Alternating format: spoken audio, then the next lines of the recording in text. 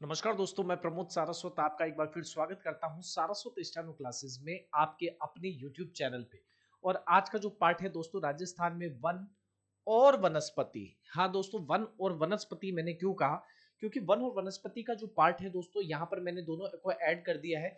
वन्यजीव संरक्षण का जो पार्ट है, वन्यजीव संरक्षण का जो पार्ट है वो अलग लेंगे, और वन और वनस्पति को मैंने यहाँ पर मर्ज जो है वो करते हुए इस चैप्टर को लिया है, क्योंकि दोनों बहुत ज्यादा सिमिलर हैं। और दोनों को जब हम सिमिलर होकर पढ़ेंगे तो ये हमारे लिए बहुत ज्यादा इजी हो जाएगा।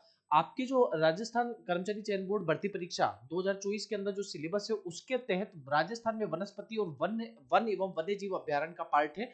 तो मैंने यहाँ पर राजस्थान में वन और वनस्पति को आप लोगों के ऐड किया है।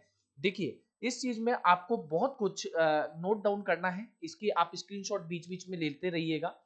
यहाँ से आप स्क्रीनशॉट लीजिएगा और स्क्रीनशॉट लेने के बाद में अपने नोट्स बनाइएगा, क्योंकि बहुत सारे क्वेश्चन यहाँ पर बनते हैं। समझाने का कम और रटने का काम इसमें कुछ ज्यादा है, इसीलिए हम यहाँ पर पॉइंट टू पॉइंट इस वीडियो में लेके चलेंगे। तो देखिए, सबसे पहले राजस्थान में अंग्रेजी शासन से पहले, ठीक है, भारत में जनता द्वारा जंगलों का इस्तेमाल मुख्यतः स्थानीय रीति रिवाजों के अनुसार होता था।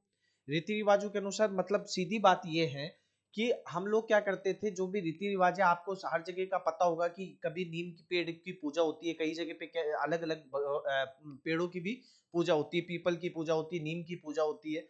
तो यहाँ पर देखिए क्या होता है कि जंगलों का इस्तेमाल मुख्यतः रीति रिवाजों के अनुसार हुआ करता था। जैसे आप केरल की तरफ जाते हैं तो केले के पत्तों पे खाना होता है, तो उसी तरीके से हर जगह का कल्चरल चीज अलग अलग होती है, ठीक है। तो भारत में सबसे पहले लॉर्ड डलहौजी ने 1855 में एक वन नीति घोषित की थी। इससे पहले दोस्तों किसी प्रकार की जो वन नीति थी वो नहीं हुई। तो सबसे पहले एक ऑफिशियल लॉर्ड डलहौजी के द्वारा 1855 में वन नीति घोषित की, जिसके तहत राज्य के वन क्षेत्र में जो भी इमारती लकड़ी के पेड़ हैं वे सरकार के होंगे। क्या होंगे? सरकार के होंगे, और उन पर किसी व्यक्ति का कोई अधिकार नहीं होगा, ठीक है। ब्रिटिश काल में भारत की पहली राष्ट्रीय वन नीति 1894 में प्रकाशित की गई, ठीक है। कब प्रकाशित की गई है? 1894 में। और लॉर्ड डलहौजी द्वारा नीति को घोषित कब किया गया? 1855 में, स्वतंत्रता के पश्चात। अब बात हो रही है 1947 में देश को स्वतंत्रता मिली, उसके बाद 1952 में नई वन नीति बनाई गई। तो स्वतंत्रता के बाद जो वन नीति बनी है वो कब बनी है? 1952 में, ठीक है। नई वन नीति बनाई गई। इस वन नीति को 1988 में, कितने कब की बात है? 52 में बनी, और 1988 में इसको संशोधित अमेंडमेंट किया गया, और इस नीति के अनुसार देश के 33% भूभाग पर वन होने अनिवार्य कर दिए गए। मतलब ये कि इतना तो होना कंपलसरी है, इसके बाद में भले ही बढ़ते हैं बहुत अच्छी बात है, लेकिन इससे कम नहीं जाना चाहिए। ये इस नीति का जो बहुत इंपॉर्टेंट पार्ट था वो बात ये कहती है।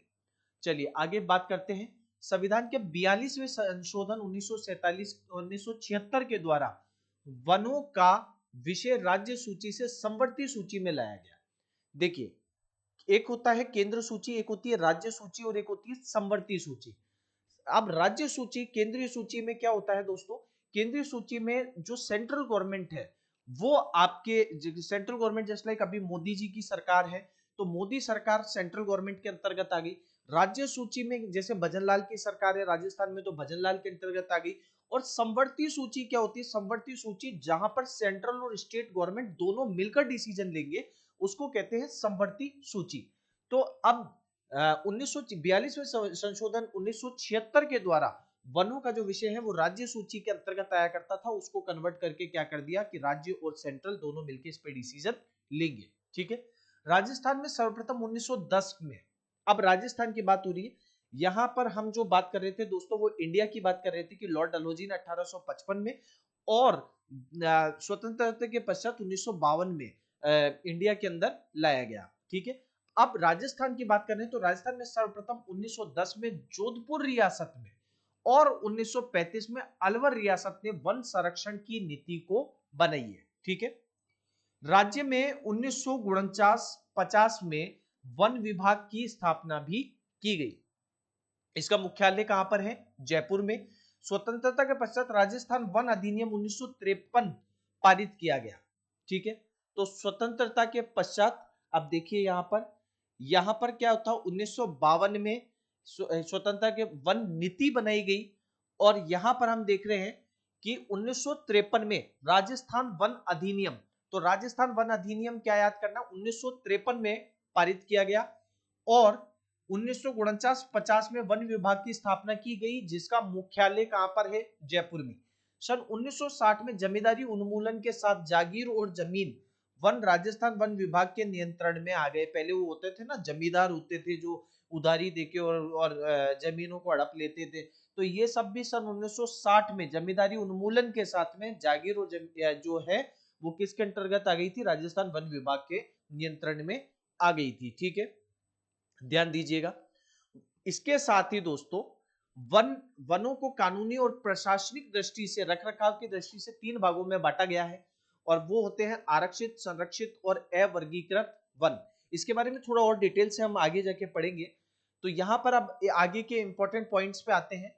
पर्यावरण, वन और जलवायु परिवर्तन मंत्री भूपेंद्र यादव के द्वारा, ठीक है, पर्यावरण, वन और जलवायु परिवर्तन मंत्री कौन थे, भूपेंद्र यादव। कब की बात है, 13 जनवरी 2022 को। तो 13 जनवरी 2022 को भारतीय वन सर्वेक्षण FSI द्वारा तैयार India state of forest report 2021 जारी की गई। ठीक है, भारतीय वन सर्वेक्षण के द्वारा इंडिया फॉरेस्ट रिपोर्ट 2021 जारी की गई। ठीक है, अब देखिए 2021 की रिपोर्ट 17वीं रिपोर्ट है, मतलब ये अब तक जब से ये बने हैं तब से ये कौन सी रिपोर्ट है, 17वीं रिपोर्ट है। India state of forest report 2021 ISFR के अनुसार राजस्थान में प्रशासनिक प्रतिवेदन 2020 और 21 के अनुसार लगभग 32,862 वर्ग किलोमीटर का वन क्षेत्र दर्ज किया गया है। मतलब एट ए टाइम 2021 में अगर ये पूछा जाता है कि कितना वन क्षेत्र है राजस्थान में, तो 32,832.50 वर्ग किलोमीटर क्षेत्र वो दर्ज है। यह वन क्षेत्र राज्य के भौगोलिक क्षेत्र का 9.60% है। ठीक है, कितना है, राज्य के कुल भौगोलिक क्षेत्रफल का 9.60%, और कितने वर्ग किलोमीटर में फैला है, 32,862.50 वर्ग किलोमीटर। वन विभाग एक नजर में प्रदेश का कुल भौगोलिक क्षेत्र प्रदेश का कितना है दोस्तों, 3,42,239 वर्ग किलोमीटर। ये किसका है, राजस्थान प्रदेश का कुल भौगोलिक क्षेत्र है 3,42,239 वर्ग किलोमीटर। प्रदेश का कुल वन क्षेत्र कितना है, 32,869 वर्ग किलोमीटर। ठीक है, 32,869.69 वर्ग किलोमीटर। कुल भौगोलिक क्षेत्र का कितना प्रतिशत हुआ, 9.60%। प्रदेश का कुल वन आवरण कितना हुआ, प्रदेश का कुल वन आवरण, ठीक है, 16,654.96 वर्ग किलोमीटर, और वृक्ष आवरण कितना है, 8,733 वर्ग किलोमीटर। ठीक है, वनों से घिरे हुए को वन आवरण कहते हैं, और वृक्ष से घिरे हुए एरिया को हम वृक्ष आवरण कहते हैं। ठीक है, वन आवरण और वृक्ष आवरण टोटल हो गए 25,387 वर्ग किलोमीटर। समझ लीजिए, जहां पर कई सारे पेड़ एक साथ लगे हुए हैं तो वो कहलाएगा आपका वन आवरण, जो वनों के अंदर है। और एक पेड़ यहां लग रहा है, एक पेड़ यहां लग रहा है, एक पेड़ यहां लग रहा है, तो वृक्षों के द्वारा जो आवरण घिरा हुआ है उसको हम क्या कहते हैं, वृक्ष आवरण। ठीक है, तो इस प्रकार से ये कुछ आंकड़े हैं दोस्तों, वो आपको याद कर लेने हैं। ये काफी इंपॉर्टेंट आंकड़े हैं, स्क्रीनशॉट आप यहां से ले सकते हैं। ठीक है, यहां पर कुछ वनावरण की भी मैं आपको बता देता हूं। वे सभी भूमि जिसका क्षेत्रफल 1 हेक्टेयर से अधिक हो, वृक्ष घनत्व 10% से अधिक हो, वनावरण कहलाएगा। हालांकि ये आपके आएगा नहीं, फिर भी एक नॉलेज के तौर पे। और वृक्ष आवरण अभिलिखित वन क्षेत्र के बाहर 1 हेक्टेयर क्षेत्र से कम वाले वृक्ष क्षेत्र वनावरण के अतिरिक्त को इसमें शामिल किया जाता है। मोटा मोटा मैंने आपको समझा दिया है। आपके जो इंपॉर्टेंट काम के हैं वो ये वाले पॉइंट्स हैं, इनको आप बिल्कुल अच्छे से देख लीजिए। आगे बढ़ते हैं। वनों को कानूनी और प्रशासनिक दृष्टि से, रखरखाव की दृष्टि से 3 भागों में वर्गीकृत किया गया है, जैसा अभी हम बात कर रहे थे। ठीक है, आरक्षित वन जिसको हम रिजर्व फॉरेस्ट कहते हैं, संरक्षित जिसको हम प्रोटेक्टेड फॉरेस्ट कहते हैं, और अवर्गीकृत वन जिसको हम अनक्लासिफाइड फॉरेस्ट कहते हैं। ठीक है, वन विभाग राजस्थान के प्रशासनिक प्रतिवेदन 2022 और 23 के अनुसार वन संसाधन वैधानिक दृष्टि से राज्यों में वनों की स्थिति क्या है वो आपको देख लेना है। ये नए आंकड़ों पे ये वीडियो मैं लेकर आया हूं। जो लेटेस्ट अपडेट्स है वो आपको बहुत सारी बुक्स में भी नहीं मिलेगा, लेकिन यहाँ आपको इस वीडियो में आपको ये सारे लेटेस्ट अपडेट में दे रहा हूं। तो आरक्षित वन जो 2022 और 23 की रिपोर्ट के अंतर्गत है वो है 12,176.28, और इसको आप मोस्ट ऑफ ये नहीं आएगा, आपको प्रतिशत आएगी तो 37.05%। ये आपका है रिजर्व फॉरेस्ट। रक्षित प्रोटेक्टेड फॉरेस्ट की बात करूं 18,588.39, मतलब 56.55%। ठीक है, तो सर्वाधिक हो गया रक्षित वन। और अवर्गीकृत वन है 2105, मतलब 6.40%। ठीक है, तो ये आपको इंपॉर्टेंट रखने हैं कि आरक्षित वन कितने हैं, रक्षित वन कितने हैं और अवर्गीकृत वन कितने हैं, ये आपको याद होना चाहिए। चलिए, आरक्षित वन क्या होते हैं अब ये समझ लेते हैं। ये वन राज्य सरकार के पूर्ण नियंत्रण में होते हैं। राज्य सरकार के क्या होंगे, पूर्ण नियंत्रण में होंगे, जहां लकड़ी काटना और पशुओं को चराना पूर्ण रूप से प्रतिबंधित होता है। अब आप बोलेंगे भैया ये तो पशु चर रहे हैं ना, देखो ये पशु है रिजर्व्ड पशु, कि इसका आप शिकार नहीं कर सकते हैं। सलमान खान का आपको पता ही होगा, इस पे केस भी चल रहा है। तो ध्यान दीजिए दोस्तों, वनों की ही संपत्ति है ये जंगली जानवर भी, तो इनके लिए ही ये डेवलप और रक्षित किए जाते हैं। तो यहाँ पर जो आपके गाय भैंस, इनको बकरी, इनको चराने के लिए आप नहीं जा सकते हैं। जीव जंतु तो यहाँ पर रहेंगे। ये इस कंसेप्ट को मैं आपको समझा रहा हूं। तो लकड़ी काटना और पशुओं को चराना पूर्ण रूप से प्रतिबंध है। इस प्रकार के वनों में सामान्य रूप से राष्ट्रीय उद्यान और वन्य जीव अभ्यारण्य आते हैं। राज्य में सर्वाधिक संरक्षित वन कहां पर है दोस्तों, उदयपुर जिले में पाए जाते हैं। ठीक है, तो वन्य जीव अभ्यारण्य किसके अंतर्गत आ जाएंगे, आपके आरक्षित वन के अंदर आ जाएंगे। और आरक्षित वन की जो है 37.05%, ये आपको मुंह जवानी याद कर लेना है कि 37% वनों पे यह आरक्षित वन है, मतलब रिजर्व्ड फॉरेस्ट है। इसके बाद दोस्तों यहां पर हम आपको बता देते हैं कि सारस्वत स्टेनो क्लासेस करवाता है स्टेनोग्राफी और टाइपिंग की सबसे बेस्ट तैयारी। और अगर दोस्तों आप सीखना चाहते हैं स्टेनो, तो दिए हुए नंबरों पे आप कॉल करके और अधिक जानकारी यहां से ले सकते हैं। चाहे वो टेस्ट सीरीज हो, चाहे वो आपकी टाइपिंग हो, चाहे वो स्टेनो हो, इस सबसे बेस्ट तरीके से आपको कम टाइम में स्टेनो सिखाता है सारस्वत स्टेनो क्लासेस। चलिए आगे बढ़ते हैं। संरक्षित और रक्षित वनों की बात मैं कर रहा हूं।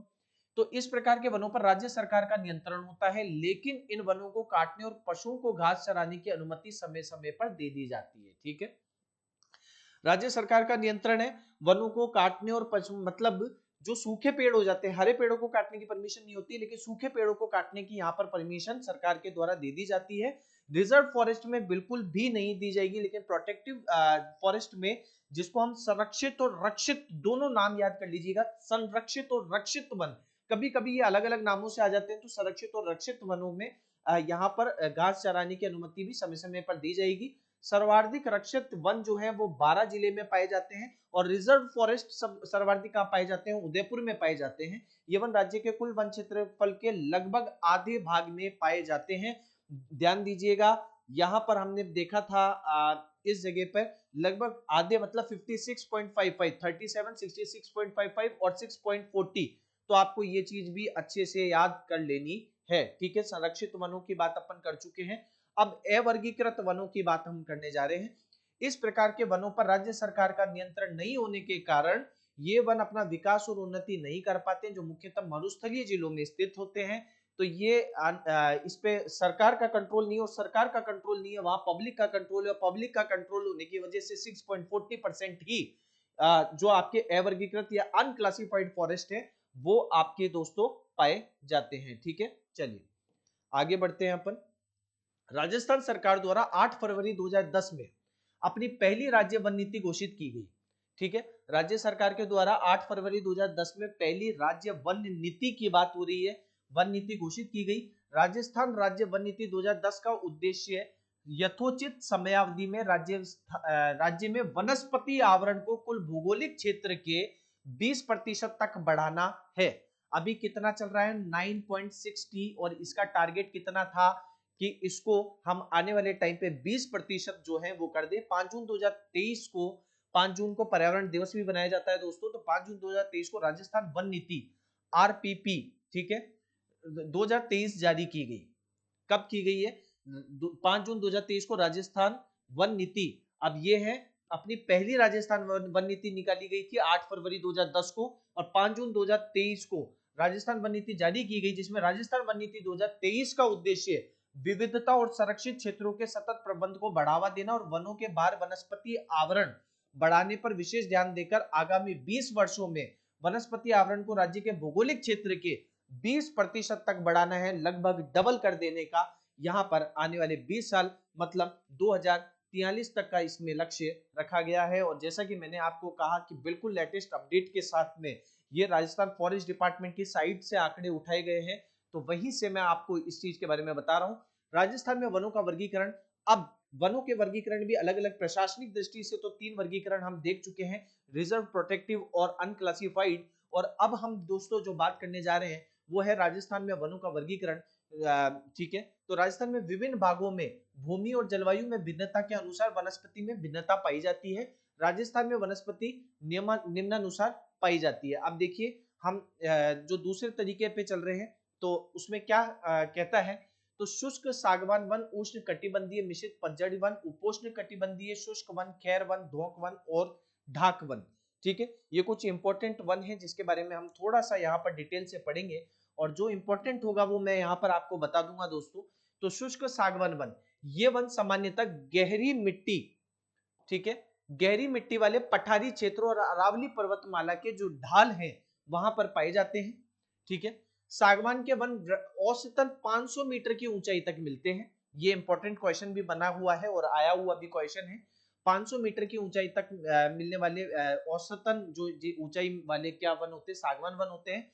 ये वन मुख्यतः दक्षिणी राजस्थान में बांसवाड़ा और डूंगरपुर, चित्तौड़, उदयपुर, कोटा जिलों में पाए जाते हैं, ठीक है, मतलब आपके दक्षिणी इलाके में पाए जाते हैं। यहाँ 75 से 110 सेंटीमीटर वर्षा होती है और राज्य के कुल वन क्षेत्र का 6.87% भाग पर सागवान के शुष्क सागवान वन जो है वो फैले हुए हैं।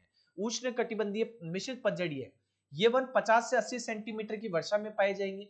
अरावली पर्वतमाला में 770 मीटर की ऊंचाई तक मिलेंगे। इन वनों में धोकड़ा, आम, बरगद, गूलर, नीम, तेंदु, बबूल, बहेड़ा, आंवला, बांस वृक्ष आदि पाए जाते हैं। और राजस्थान में धोकड़ा के वन सर्वाधिक हैं 28.42%, ठीक है। सर्वाधिक कौन से हैं? उष्ण कटिबंधीय, जिसमें भी धोकड़ा या धोक के वन सर्वाधिक है 28.42%। आगे आते हैं उपोष्ण कटिबंधीय सदाबहार वन, ये वन आबू पर्वत में 1000 मीटर से अधिक ऊंचाई पर मिलेंगे। वार्षिक वर्षा 150 सेंटीमीटर से अधिक रहेगी। बांस, आम, सिरिस, जामुन, रोहिड़ा आदि के वृक्ष मिलेंगे। और ये वन कुल वन क्षेत्रफल का 0.38% भाग पर ही पाए जाएंगे, ठीक है। नेक्स्ट आता है शुष्क वन।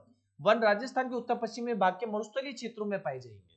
इस क्षेत्र में वर्षा की कमी के कारण प्राकृतिक वनस्पति बहुत कम पाई जाती है। शुष्क वन क्षेत्र खेजड़ी, रोएड़ा, बेर, केर, खजूर, फोक, थुअर, कीकर आदि वृक्ष झाड़ियों के रूप में पाए जाते हैं। इस क्षेत्र में सेवड़, दामन, मुराल आदि घासें मरु वनस्पति पाई जाती है। खेजड़ी का वृक्ष राजस्थान में बहुत उपयोगी होने के कारण इसे राजस्थान का कल्प वृक्ष भी कहते हैं, और ये कहाँ आते हैं? शुष्क वनों के अंतर्गत। यहाँ पर घास भी बहुत इंपॉर्टेंट है दोस्तों, घास का भी मैं अभी यहाँ पर जिक्र करूंगा और एक एक चीज आपको यहाँ पर पॉइंट टू पॉइंट लेके चलूंगा। चलिए आगे बढ़ते हैं। खैर वन, ये वन ज्यादातर राज्य के दक्षिणी पूर्वी मैंने आपको बता दिया है, समझा दिया है। ये आपका दक्षिणी हो गया, ये पूर्वी हो गया, ये पश्चिमी हो गया, और ये हो गया आपका नॉर्थ मतलब उत्तरी, ठीक है।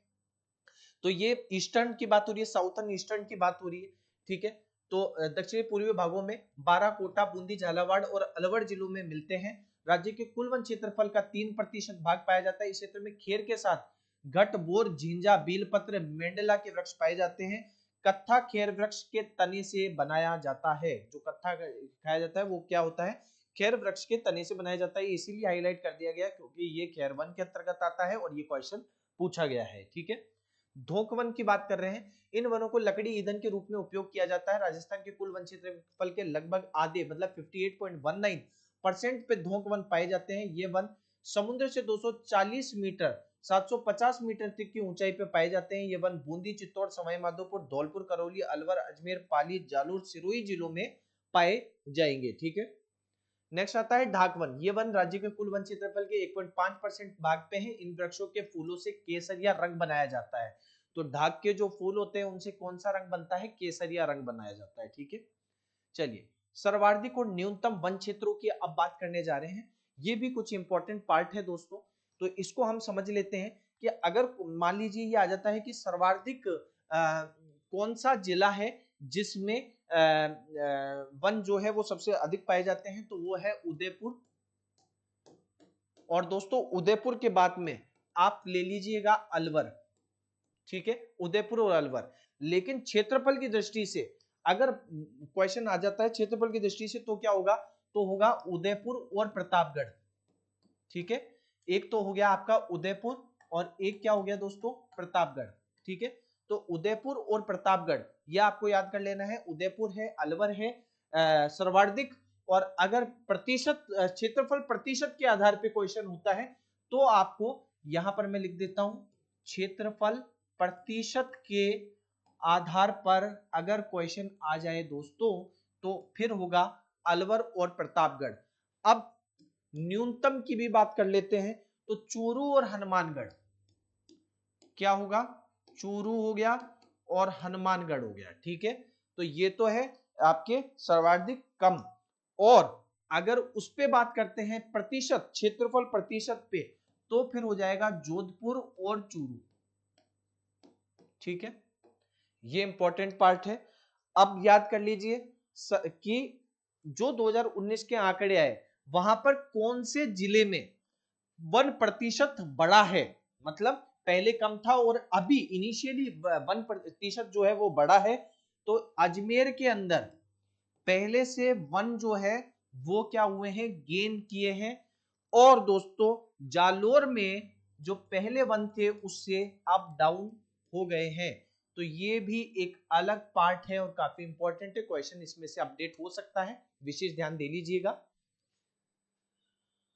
आप स्क्रीनशॉट भी ले सकते हैं इसका, सर्वाधिक और न्यूनतम वन क्षेत्रों को। आगे बढ़ते हैं, वन प्रशिक्षण केंद्रों को। राजस्थान वानिकी और वन्यजीव प्रशिक्षण संस्थान कहां पर है? जयपुर में। मरु वन प्रशिक्षण केंद्र कहां पर है? जोधपुर में। ठीक है, वन प्रशिक्षण केंद्र की बात करें, अगर सिर्फ वन प्रशिक्षण केंद्र आता है तो वो है अलवर में। वन्यजीव प्रबंधन और रेगिस्तान परितंत्र प्रशिक्षण केंद्र कहां पर होगा? ताल छापर चूरू के अंदर। तो चार चीजें हैं, वानिकी और वन्यजीव प्रशिक्षण संस्थान की बात आ जाएगी जयपुर, मरु वन प्रशिक्षण केंद्र की बात आ जाएगी जोधपुर, वन प्रशिक्षण केंद्र की बात आ जाए तो अलवर, वन्यजीव प्रबंधन और रेगिस्तान परितंत्र प्रशिक्षण केंद्र की बात आ जाएगी तो ताल छापर चूरू। ठीक है, अब आ जाते हैं घास के बारे में, बहुत इंपॉर्टेंट और क्वेश्चन पूछे जाते हैं, इसीलिए मैं आपके लिए ये सारे पॉइंट्स यहाँ पर लेकर आया हूं। तो पहली बात कर रहे हैं सेवण घास की। जैसलमेर के उत्तर पश्चिम में भुट्टेवाला, मोहनगढ़, रामगढ़, जवाई का ताला क्षेत्रों में पाई जाने वाली पौष्टिक घास है जो मरुस्थल के विस्तार को रोकने में सहायक है। ये घास लाठी सीरी क्षेत्र के नाम से पाई जाती है। इस घास का वैज्ञानिक नाम है लूसियूरूस सीडिक्रस।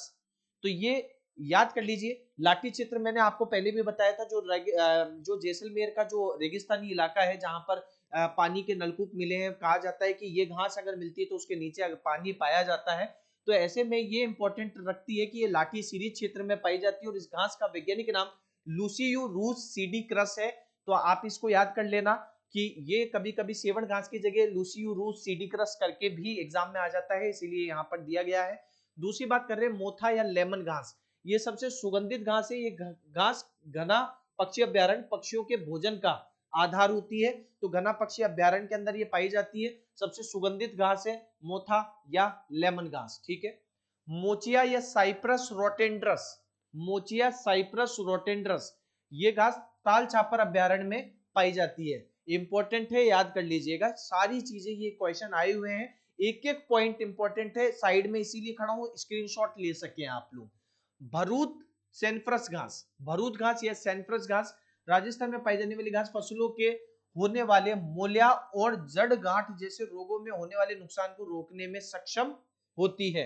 तो अगर क्वेश्चन आ जाता है कि मोलिया या जड़ गांठ का क्या उपाय है, तो भरूत सैनफ्रस घास इसका उपाय होती है। गाजर घास, अमेरिका से आयातित गेहूं के साथ इस घास के बीज भारत में आ गए।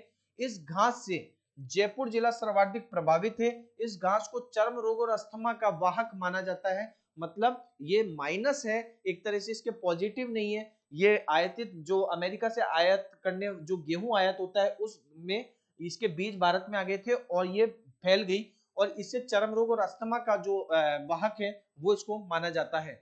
आगे बात करते हैं धामण, जिसको ट्राइडॉक्स घास भी कहते हैं। ये घास मवेशियों की जीविका का मुख्य आधार है। ये घास दुधारू पशुओं के लिए सर्वोत्तम मानी जाती है। तो सर्वाधिक धामण को जो है वो घास खाई जाती है। डाब की बात कर रहे हैं, नुकीले धारदार पत्ते वाली ये घास ग्रहण के समय सूतक के दुष्प्रभाव से बचाने के लिए खाद्य सामग्री के साथ घरों में रखी जाती है, जिसको हम कहते हैं डाब। जो होता है आपको पता होगा, फ्रिज में एक सारे खाने के ऊपर एक एक पत्ती रख दी जाती है, तो ये डाब होती है जो सूर्य ग्रहण से बचने के लिए धार्मिक जो तरीके से यूज की जाती है।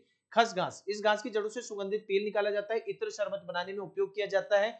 ये घास सवाई माधोपुर, भरतपुर, टोंक जिलों में पाई जाती है। खस का शरबत भी बनता है, खस की खुशबू के इत्र भी बनते हैं। पामारोजा और रेशा घास, तंबाकू को सुगंधित बनाने के लिए इस घास का तेल का उपयोग किया जाता है। किसका? पामारोजा या रोशा घास का। नेक्स्ट है बुर घास। बीकानेर में पाई जाने वाली इस घास से आशवन विधि द्वारा सुगंधित तेल प्राप्त किया जाता है। ये औषधि महत्व की घास है। कौन सी? बुर घास। और इससे क्या होगा?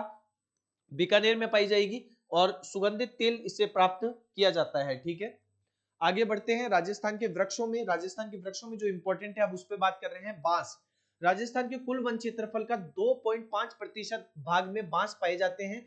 बांस उदयपुर, चित्तौड़, बारा वन मंडल तथा आबू पर्वत पे मिलते हैं। बांस को आदिवासियों का हरा सोना भी कहा जाता है। कई बार क्वेश्चन आया हुआ है हरा सोना क्या होता है, तो बांस हरा सोना होता है। महुआ, इस पौधे के फूलों से देशी शराब बनाई जाती है। ये वृक्ष सिरोही, डूंगरपुर, उदयपुर और बांसवाड़ा जिलों में पाए जाते हैं। कत्थे की बात करें तो खेर वृक्ष के तने की छाल से बनाया जाता है कत्था। कत्थे के प्रमुख उत्पादक जिले उदयपुर, झालावाड़ और चित्तौड़गढ़ है। सालर वृक्ष की बात कर रहे हैं, इस वृक्ष की लकड़ी का उपयोग सामान्य पैकिंग में किया जाता है। ये वृक्ष सिरोही, उदयपुर, जोधपुर, अजमेर, जयपुर जिलों में पाए जाते हैं। आपने देखा होगा कि जो भी सामान इधर से उधर जाता है, जो व्हाइट सी लकड़ी जो लगती है वो कौन सी होती है? सालार वृक्ष की लकड़ी होती है और ये इसको मोस्ट ऑफ पैकिंग में जो है वो यूज किया जाता है। ठीक है, खीप, झाड़ीनुमा इस पौधे की खिंपोली नामक फलियां लगती है। ठीक है, इसके बाद बात करते हैं एलोवेरा। ये लीली प्रजाति का औषधीय पादप है जिसका प्रचलित नाम देशी ग्वार पाठा है और संस्कृत नाम है धृत कुमारी। ठीक है, एलोवेरा जिसको आपने देखा होगा इस तरह के जो लंबे लंबे आपके ऑलमोस्ट घरों के अंदर ये मिल जाते हैं, लंबे लंबे पत्ते होते हैं। एलोवेरा के बहुत सारे ब्यूटी प्रोडक्ट्स भी आते हैं। हींग, प्रतापगढ़ जिले की सर्वाधिक प्रसिद्ध हींग है फेरुला एसोफोटिडिडा नामक झाड़ी की जड़ के रस से प्राप्त की जाती है। क्या की जाती है? हींग। तो हींग क्या होती है? फेरुला एसोफोटिडा नामक झाड़ी जो होती है उसकी जड़ से प्राप्त की जाती है। गोंद, चौटन, बाड़मेर क्षेत्र का गोंद विश्व प्रसिद्ध है। फॉग, ये एक झाड़ी है, इसके फूलों से पटका साग बनाया जाता है। साग होती है सब्जी, इसके फूलों का स्थानीय नाम बाड़ियो है। क्या बोलते हैं? बाड़ियो। ये इसी तरह के क्वेश्चन राजस्थान में पूछे जाते हैं अगर आप डीप जाते हैं। अब इसके बाद में अन्य महत्वपूर्ण जो इंपॉर्टेंट है, अब उन पॉइंट्स पे भी अपन आ जाते हैं। तो देखिए, राजस्थान की वन संपदा और पेड़ पौधों का सर्वप्रथम अन्वेषण 1832 में किया गया। अन्वेषण इन्वेस्टिगेशन के तौर पे आप ले लीजिए। तो राजस्थान के वन संपदा और पेड़ पौधों का सर्वप्रथम अन्वेषण कब किया गया? 1832 में। सवाई तेज सिंह ने 1947 में जब देश आजाद हुआ फॉरेस्ट सेटलमेंट पुनरीक्षण पुस्तक पीली किताब तैयार करवाई। ठीक है, तो फॉरेस्ट से रिलेटेड है पीली किताब और ये कब कराई? 1947 में फॉरेस्ट सेटलमेंट पुनरीक्षण और किसके द्वारा? सवाई तेज सिंह के द्वारा। स्मृति वन की बात कर लेते हैं जो झालाना जयपुर में स्थित है। ये वन क्षेत्र जिसका नाम 2006 में बदलकर श्री कर्पूर चंद कुलिस स्मृति वन कर दिया गया। पहले स्मृति वन था और बाद में श्री कर्पूर चंद कुलिस स्मृति वन कर दिया गया। राज्य में कार्यशील जनसंख्या का 0.4% भाग रोजगार की दृष्टि से वन संपदा पर निर्भर होता है। ठीक है, तो राज्य में कार्यशील जनसंख्या, ये सारी जनसंख्या की बात नहीं हो रही, कार्यशील जो काम करती है उसमें से 0.4% रोजगार जो है वो दृष्टि वो क्या है? वन संपदा पर निर्भर है। राज्य में प्रति व्यक्ति वन क्षेत्र कितना है? 0.06%। राजस्थान में सर्वाधिक वन संपदा वाला जिला आपका उदयपुर है। यहाँ जिले के कुल भूभाग का 30.86% और राज्य के कुल वन क्षेत्रफल का 14.6% भाग जो है पर वन है। ठीक है, टोटल कितना है 9.60। ठीक है, और अकेले यहां पर अपन बात करेंगे 9.60 का 14.6% उदयपुर में है और 30.86% भाग जो है वो कहां पर है, यहां पर स्थित है। तो कुल भूभाग का, राजस्थान के कुल भूभाग का जो 30.86% भाग क्या है, यहां पर वन है। राज्य में न्यूनतम वन क्षेत्र वाला जिला कौन सा हो गया, चूरू। यहाँ जिले के कुल भूभाग का 0.42% भाग और राज्य के कुल वन क्षेत्र का 0.22% भाग पर क्या है, वन है। तो ये कुछ इंपॉर्टेंट पॉइंट है। आगे बढ़ते हैं। राज्य में कुल प्रादेशिक मंडलों की संख्या जो है 42 है और वन मंडल टोटल है 13। आगे जब वन्य जीव अभ्यारण्यों में बात करेंगे तब हम इसके बारे में और चर्चा करेंगे। जोधपुर क्षेत्रफल की दृष्टि से राज्य का सबसे बड़ा वन मंडल है, तो सबसे बड़ा वन मंडल कौन सा होगा, जोधपुर। ठीक है, उदयपुर राज्य का सर्वाधिक वन क्षेत्र वाला वन मंडल है। कौन सा, उदयपुर राज्य का सर्वाधिक वन क्षेत्र वाला वन मंडल है। राज्य वृक्ष खेजड़ी थार का कल्प वृक्ष कहलाता है। खेजड़ी राज्य में वन क्षेत्र के लगभग 65% भाग में पाया जाता है। ठीक है, वन क्षेत्र के कितने प्रतिशत भाग में, 65% भाग में खेजड़ी वृक्ष जो है थार के अंदर पाया जाता है। ठीक है, राज्य के 19 जिलों में वनों में वृद्धि हुई है जबकि 14 जिलों में कमी हुई है। मैंने आपको वृद्धि और कमी की बात बता दिया, अजमेर और जालोर। तो 19 में सबसे ज्यादा वृद्धि अजमेर में और सबसे कम वृद्धि मतलब जो न्यूनतम गई है वो कहां पर हुई है, जालोर में। झाड़ी जो है स्क्रब सर्वाधिक कहां पर, पाली में। झाड़ी को इंग्लिश में स्क्रब कहते हैं और सर्वाधिक कहां पर पाई जाती है, पाली में पाई जाती है। तो ये कुछ इंपॉर्टेंट पॉइंट है। इसी के साथ दोस्तों आपका वन और वनस्पति से रिलेटेड जो भी इंपॉर्टेंट टॉपिक है या इंपॉर्टेंट क्वेश्चन बन सकते हैं वो इस वीडियो के तहत आ चुके हैं। आगे की वीडियोस में हम वन्य और वन्यजीव अभ्यारण्य जो है उसके अंदर थोड़ा जो मंडल है या जो आपके वन मंडल होते हैं इनके बारे में और चर्चा करेंगे। तो इन दोनों वीडियो को मिलकर एक कंप्लीट वीडियो आपके लिए तैयार करेंगे। तो अभी वन और वनस्पति से रिलेटेड जो क्वेश्चन है वो यहाँ पर आपके लगभग कवर हो गए हैं। और दोस्तों जो बीच में गैप आया था क्लासेस का वो क्योंकि इलेक्शन जो जयपुर में थे, आपको पता होगा लोकसभा चुनाव के इलेक्शंस थे, उस वजह से आप जो हमारी ड्यूटी थी और इस कारण मैं आपको पूरा प्रॉपर टाइम यहाँ पर नहीं दे पाया था। अब आपकी रेगुलर क्लासें रहेगी, तो जुड़े रहिए Saraswat steno and typing classes के साथ में। और हमारे यूट्यूब चैनल के को अगर आपने सब्सक्राइब नहीं किया तो सब्सक्राइब जरूर करें, लाइक एंड शेयर करें। मिलते हैं अगले वीडियो में। थैंक यू, धन्यवाद।